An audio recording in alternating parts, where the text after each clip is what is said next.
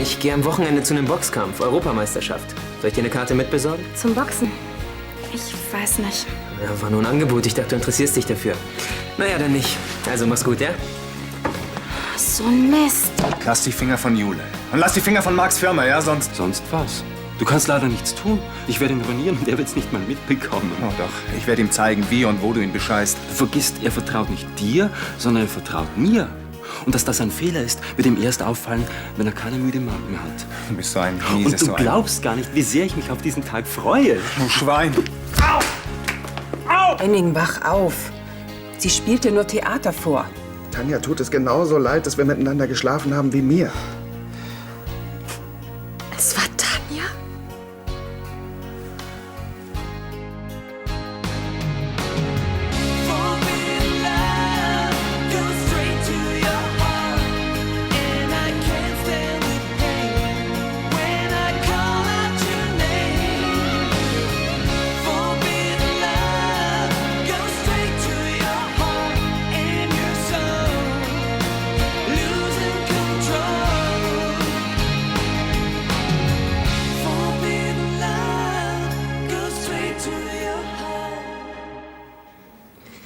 Du hast mit Tanja geschlafen? Henning.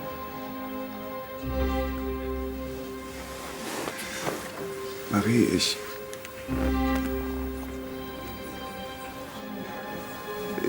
war betrunken. Da ist es eben einfach geschehen.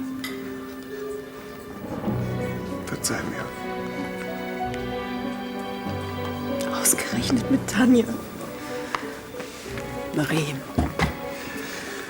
Wenn ich nüchtern gewesen wäre, wäre das nie passiert. vielleicht solltet ihr woanders in Ruhe darüber reden.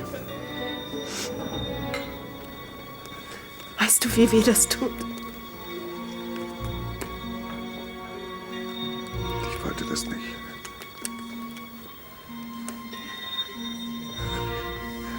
Du warst zwar betrunken, aber wie konntest du mir das antun? Meiner besten Freundin.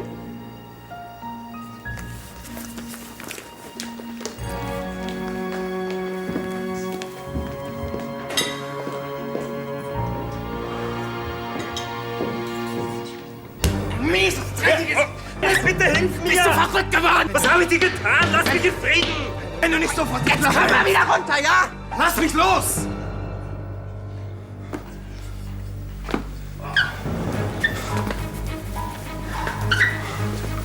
Alles in Ordnung? Nee, Du krieg dich mal wieder ein.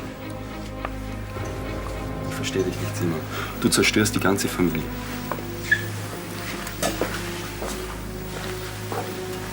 Was war denn los mit dir?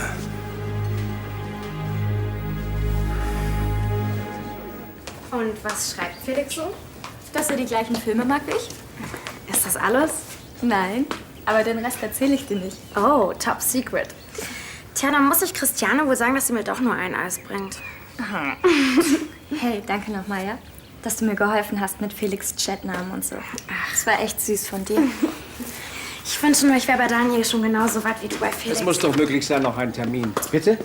Aber der Oldtimer. Na gut, verstehe. Wiederhören.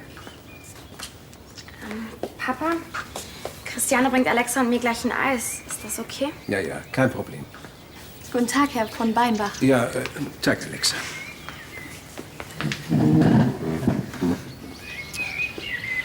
Der Sommer ist da. Ach, wirklich ärgerlich. Was denn am Sommer so schlimm? Bitte? Na, der Sommer.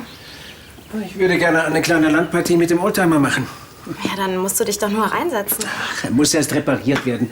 Und meine Werkstatt ist dazu nicht in der Lage. Sie haben einfach keine Zeit. Man ist eben viel zu abhängig von diesen Leuten. Hey, Franzi, ich hab's. Was? Na, die ultimative Lösung. Alexa, wovon redest du? Oh Mann, denk doch mal nach. Autos, Mechaniker? Daniel.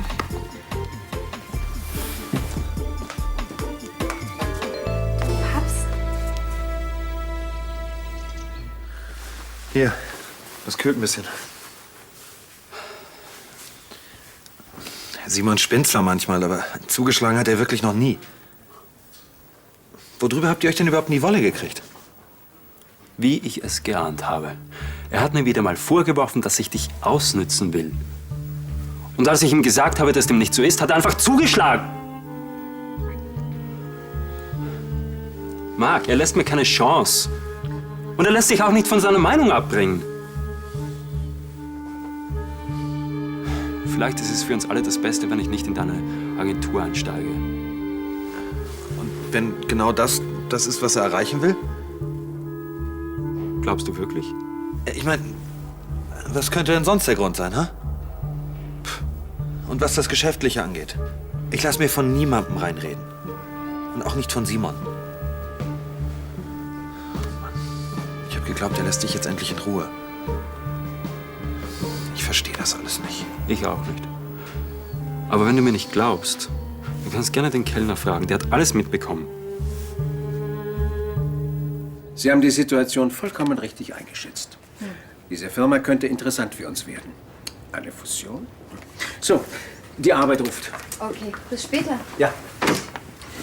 Hallo Henning, alles in Ordnung? Ja.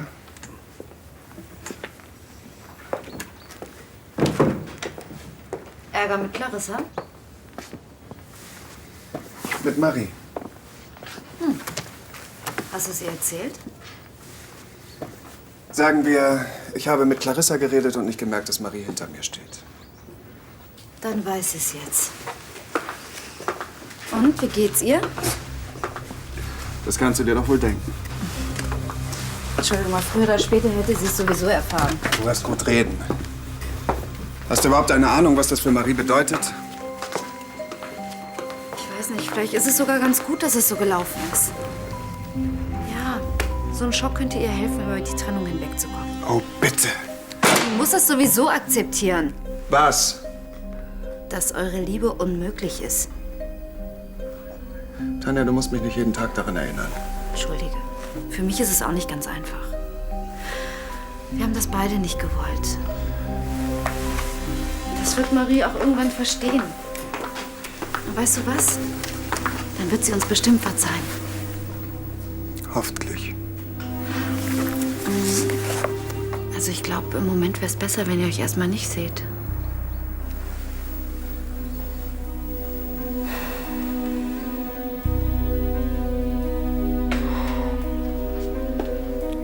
Wer weiß doch, dass Tanja meine beste Freundin ist. Hier. Tanja hat Hennings Verzweiflung eiskalt ausgenutzt. Sie hat sich nach unserer Trennung ein bisschen um ihn gekümmert. Indem sie ihn ins Bett zieht? Dazu gehören immer noch zwei. Ich kann mir gut vorstellen, dass sie ihn erst mal betrunken gemacht hat. Es wundert mich nicht, dass du so über sie denkst. Es ist nicht das erste Mal, dass Tanja sich an Henning ranmacht. Und es wird auch nicht das letzte Mal sein. Wenn Tanja wirklich deine Freundin ist. Warum geht sie dann mit ihm ins Bett? Sei bitte still. Glaubst du, er hat überhaupt Lust, die Autos von meinem Papst zu reparieren? Du weißt doch, dass er auf abgefahrene Kisten steht. Das wäre so genial. Dann hätte ich ihn endlich in meiner Nähe. Hi. Na, ihr beiden? Weißt du, wo Lara und Christian sind? Ja, spazieren. Daniel, Ja? du kennst dich doch mit Autos aus, oder? Ja, es geht um den Oldtimer von meinem Daddy. Du weißt schon. Klar, den wollte ich mir immer noch mal angeguckt haben. Ja, leider ist im Moment kaputt und das gerade jetzt, wo das Wetter so toll ist. Bringt er ihn nicht in die Werkstatt? Die sind zurzeit alle ausgebucht. Verstehe. Ja, könntest du nicht mal einen klitzekleinen Blick drauf werfen? Ich? Du hast doch gesagt, dass du dich auskennst. Ja. Oder wolltest du etwa nur angeben? Nee, aber wird dein Vater einen Amateur wie mich an so ein wertvolles Auto lassen? Wenn ich ihm sage, dass du richtig gut bist? Hey, wann hast du schon mal die Gelegenheit, bei so einem Auto unter die Haube zu schauen? Naja, reizen wird mich das schon. Du würdest meinem Vater einen Riesengefallen damit tun. Hey, umsonst wär's bestimmt auch nicht, hm? Naja, gucken schadet ja nicht, hm?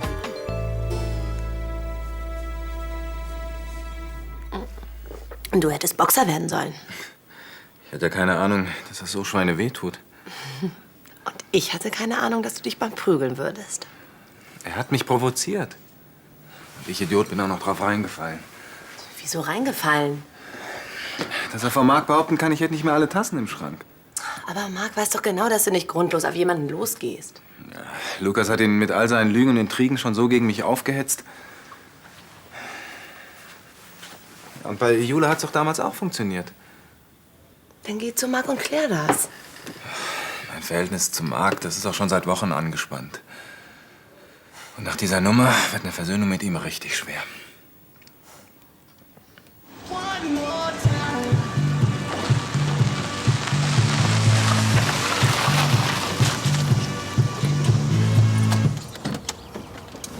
Sollen wir was spazieren gehen? Oder soll ich dir erst den Pool zeigen? Oder den Pferdestall. Wir können natürlich auch erst was trinken. Tag, Herr Fritsche. Herr von Weinbach. Ich wollte Daniel erst mal zeigen, wie wir wohnen. Das kannst du auch nicht später. Ist er das? Ja. Schauen wir mal rein. Gerne.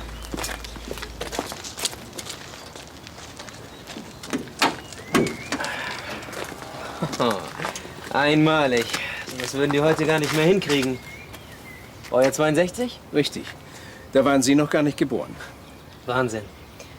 Von dem 220 SE gibt's nicht mehr viele. Damit zu fahren ist ein Traum. Ja, es macht wirklich Spaß. Obwohl heutzutage 120 PS eigentlich gar nicht mehr ausreichen, wenn Sie bedenken, wie schwer der ist. Ja, aber man muss damit ja keine Rennen fahren. Sag mal, Papa, musst du nicht noch ein bisschen arbeiten? Woher kommt eigentlich Ihr Faible für solche Wagen? Oh, angefangen hat's mit Go-Karts. Und später habe ich mir in der Autowerkstatt ein bisschen was dazu verdient. Ich habe da manchmal mehr Zeit verbracht als in der Schule. Also an den Batteriepolen kann's nicht liegen, die sind noch in Ordnung. Bei diesem Modell gibt's hauptsächlich 2 Schwachstellen. Und die wären? Die Benzinpumpe und die Verteilerkappe, die können einem immer wieder Ärger machen. Also mit der Elektrik hängt es nicht zusammen? Ich kann gerne mal gucken, aber es würde mich ehrlich gesagt wundern. Auf die Zukunft. Die eine goldene sein wird. Simon habe ich bei Marc unmöglich gemacht. Bald kann ich bei Roloff Security schalten und walten, wie es mir beliebt. Damit sind wir beide auf der Gewinnerstraße. Ich schon, aber du? Deine Freundschaft mit Marie? Glaubst du wirklich, sie wird dir verzeihen? Naja, sie wird nicht gerade happy sein über die angebliche Nacht mit Henning und mir, aber ich werde ihr einfach erzählen, Henning hat mich verführt. Sie hat ein großes Herz. Und außerdem bin ich immer noch ihre beste Freundin. Ich werde Henning heiraten. Und damit bekomme ich endlich die Mittel in die Hand, um mich an Clarissa zu rächen. Aber er liebt immer noch Marie. Liebe. Mein Trost wird viel stärker sein als dieser sentimentale Unsinn. Jetzt trinken wir erstmal einen Kaffee.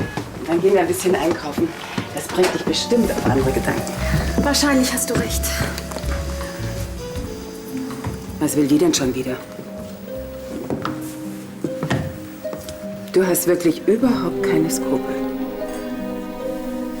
Marie, ich wollte dich nicht hintergehen. Wie konntest du nur? Es tut mir entsetzlich leid. Ich weiß nicht, wie es passieren konnte. Henning hat mich... Lass Henning aus dem Spiel. Ich wollte dir doch nicht wehtun. Ich bin deine Freundin. Gewesen.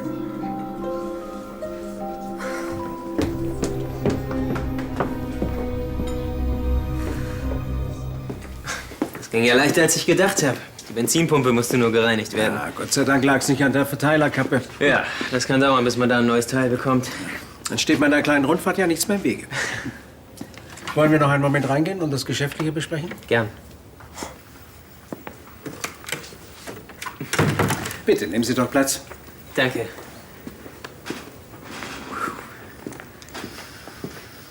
Darf ich Ihnen auch einen Cognac anbieten? Nein, danke. Ich trinke nicht, wenn ich noch fahren muss. Das ist sehr vernünftig. Wissen Sie, Herr Fritsche, als ich in Ihrem Alter war, da habe ich von Autos auch noch mehr verstanden. Ich finde, Sie haben sehr viel Talent. Naja, die Jungs, bei denen ich damals in der Werkstatt gejobbt habe, das waren wirkliche Cracks. Von denen habe ich mir ein bisschen was abgeguckt. Warum machen Sie Ihr Hobby nicht zum Beruf?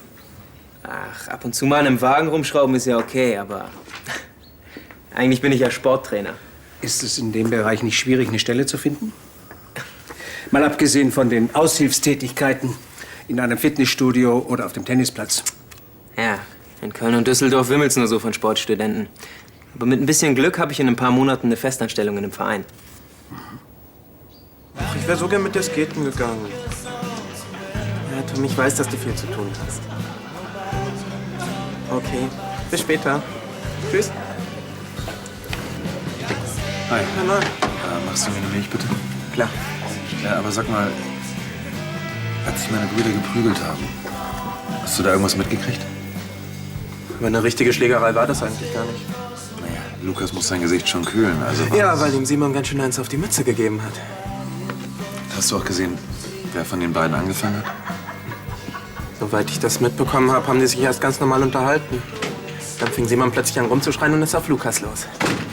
Er war echt auf 180. Wenn ich nicht dazwischen gegangen wäre, ich... Hi. Oh. Hi. Hi.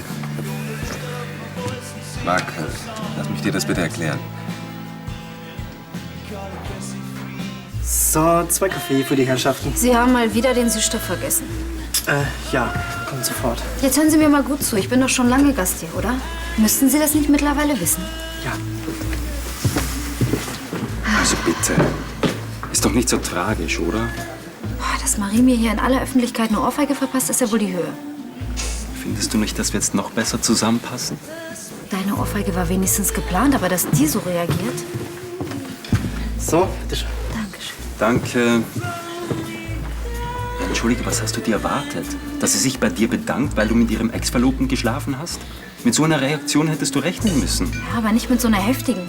Die muss man langsam kapieren, dass Henning ihr nicht alleine gehört. Vielleicht solltest du das nächste Mal weniger drastisch vorgehen. Schließlich hätte sich Marie wegen Henning fast umgebracht. Auch wenn du einen besseren Vorschlag hast, bitte. Marie leidet unter ihrer unglücklichen Liebe. Da wird jede andere Frau in Hennings Nähe zur potenziellen Rivalin. Lukas, der Mann, der die Frauen versteht. Ja, Obwohl, vielleicht hast du gar nicht so unrecht. wie immer. Man müsste Marie klar machen, dass sie nicht die Einzige ist, die wegen Henning leidet. Mann, den Nachmittag mit Daniel habe ich mir echt anders vorgestellt. 2 Männer, ein Auto. Die haben nur ein Thema. Ja, ich finde das auch super komisch. Hey, musst du eigentlich die ganze Zeit mit Felix chatten, wenn ich mit dir rede? Wir haben halt so viel zu bequatschen. Mann, ich bin keine Sekunde mit Daniel allein gewesen. Mein Vater hat ihn sofort in Beschlag genommen. Danke für deinen guten Rat. Hä? Oh Mann, ich weiß gar nicht, was du hast. Das war doch klar, dass die dich links liegen lassen, sobald es um Autos geht. Ja, und warum hast du mir das nicht gleich gesagt? Du hast mich doch auf die Idee gebracht. Ja, und du hättest was draus machen müssen. Ach, weißt du was? Du kannst mich mal.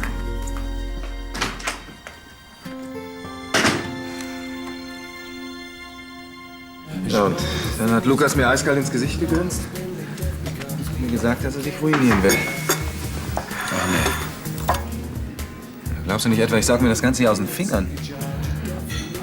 Vielleicht. Marc, du müsstest mich eigentlich besser kennen. Das habe ich auch immer gedacht. Aber seitdem Lukas hier aufgetaucht ist, benimmst du dich wie paranoid.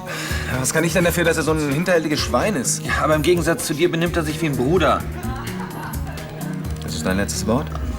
Wenn du was gegen Lukas hast, dann ist das völlig okay. Aber er ist kleiner als du. Du kannst ihm nicht einfach einen reinhauen. Marc, jetzt hör mir doch mal zu. Mir dann auch noch so eine Geschichte zu erzählen. Ach, dann mach Was doch soll mit diesem denn das? Arschloch, was du willst. Aber beschwer dich nachher nicht, ich hätte dich nicht gewarnt.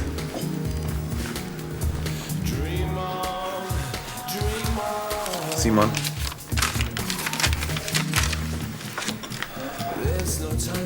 Das ist eine Überweisungsbestätigung. Das Geld, was du mir geliehen hast, wird in den nächsten Tagen auf deinem Konto sein. Was soll das jetzt? Weiß genau, dass es noch Zeit hat. Du weißt genau, dass ich dir nicht schuldig bleiben möchte.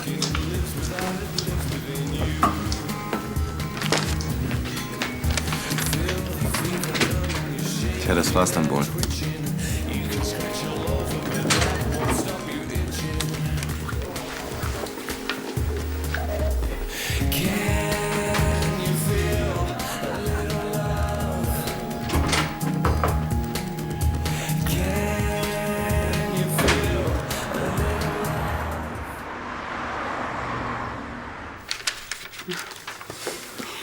Meinst du nicht, deine Arbeit kann bis morgen warten? Hast du nicht gesagt, dass ich mich ablenken soll? Hallo. Marie, gib mir bitte eine Minute. Für dich ist jede Sekunde eine zu viel. War ich vorhin nicht deutlich genug? Auch wenn du mich jetzt hasst. Es gibt was ich noch mal gerne mit dir besprechen würde. Danach werde ich dich nie wieder belästigen. Marie kann auf deine Erklärung verzichten. Und jetzt verschwinde. Lass sie, Clarissa. Ich will hören, was sie zu sagen hat. Lässt uns für einen Moment allein? Ich rufe dich später an. Wie du willst.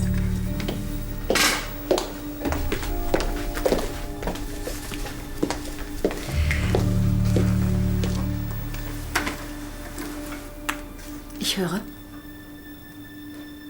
Guten Abend. Hallo. Ach, übrigens, ich habe Ihr Abendessen zurückgestellt. Soll ich es warm machen? Danke, ich habe keinen Hunger. Gut, Daniel, dann wäre ja soweit alles geklärt. Ja. Was machst du noch hier? Ich habe ihm das gut gezeigt. Schließlich muss er ja wissen, wo sich alles befindet. Du wirst Daniel in der nächsten Zeit häufiger bei uns sehen. Ihr habt einen Oldtimer-Club gegründet. Ich habe ihm einen Job auf dem Gut angeboten. Was denn für ein Job? Ja, wir brauchen jemanden, der sich um die Poolanlage und den Fuhrpark kümmert. Und Daniel ist der Richtige dafür. Das ist ja super. Ja, das habe ich nur dir zu verdanken, Franziska.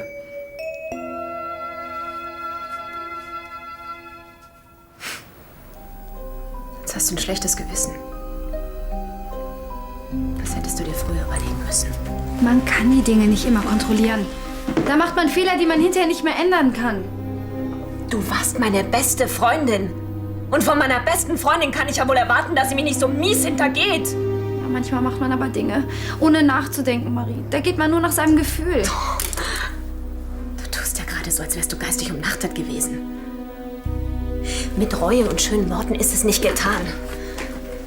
Es gibt Dinge, die kann man nicht verzeihen. Ja, aber es gibt auch Dinge, die sind stärker als die Vernunft. Marie, wenn wir nicht getrunken hätten. Jetzt ist also der Alkohol an einem Schritt. Dann hätte ich meine Gefühle bestimmt unter Kontrolle gehalten. Deine Gefühle? Was haben die denn damit zu tun? Ach, ich weiß doch selbst nicht mehr, was ich denken soll. Glaubst du, es ist einfach für mich? Wovon redest du eigentlich? Ich kann es dir nicht länger verheimlichen. Was? Ich liebe Henning.